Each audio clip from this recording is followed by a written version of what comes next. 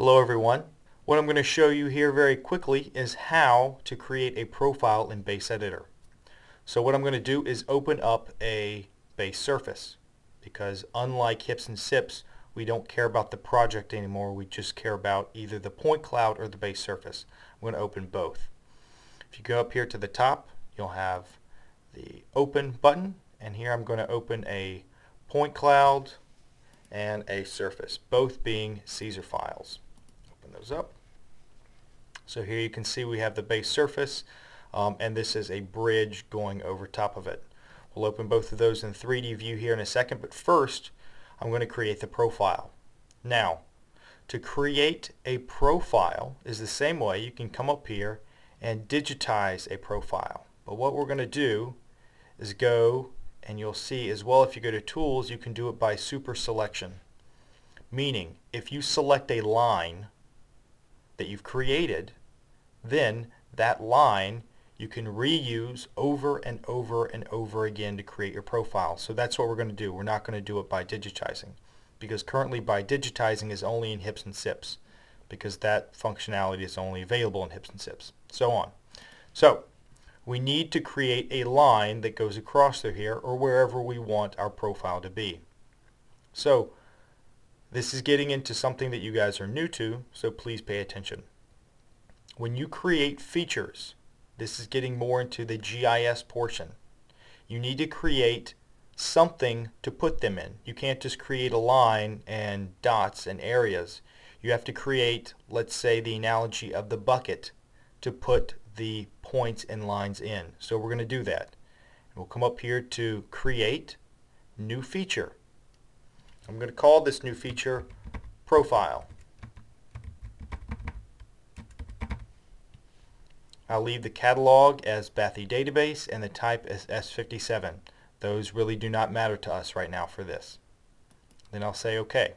So now in your Layers tab over here, you have a new what we're calling a HOB file. HOB stands for Hydrographic Object Binary File. That's how Base Editor saves files: points, areas, and lines. So now that we've created this HOB file, we need to create something to put in it. You'll notice that when I select the child layer, that we get property information, but also more importantly, if I come over here to the right, I am now able to create point features, line features, area features, and sounding features. What I'm going to do is create a new line feature. You can also do this by going to Edit, Line, or Edit Features, and then create them. So now I'm going to create a line feature. It really doesn't matter for what you guys are doing, because you're just doing this to create a profile. I'm going to hit P, and I'm going to put this as a pipeline. This is getting into the object acronym, and this is getting into the GIS metadata of these lines. We really don't need to go into that right now. So I'll just select OK. If there's any other information I want to put in about that line, I could. We won't. And now you can see that my cursor has changed to digitize mode, and I'm simply going to click over here, right click, End Line, and now I've created this line, and this line is in this HOB file that I created called Profile.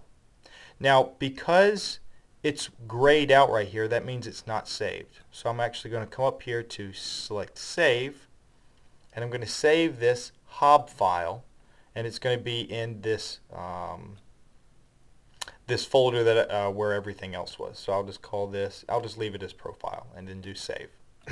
Once I save it, now you can see that this file is here, or it's got a blue little pin in it rather than a gray one. So now that we've done this, if I select this line and then go up to Tools, Profile, I can select Super Selection, and again select everything that we did before.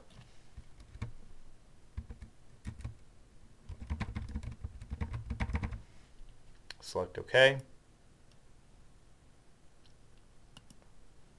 And down here in the bottom I have a tab called Profile. There it is.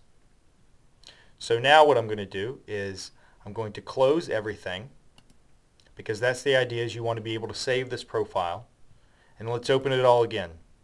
So I'm going to open the profile, I'm going to open the point cloud, and I'm going to open up the grid and select open.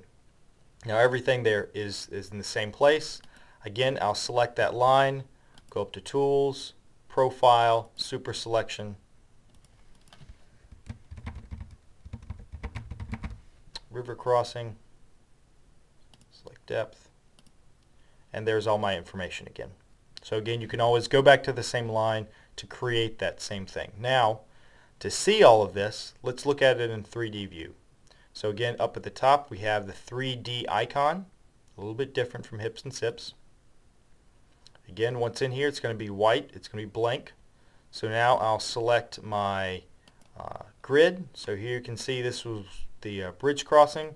To look at it a little bit better, I'll turn on the bridge itself. So now we can see everything, but what we want to see is where's that profile. Now, to make sure that your profile is able to be viewed in this 3D scheme, I'm going to go over here and turn on the profile, and when I select it, again in my profile down here, it says clip to terrain. We're going to make sure that that is undone. So now you could show where everything is in your 3D view. To move that up and down, you would change whatever elevation you wanted to put that at.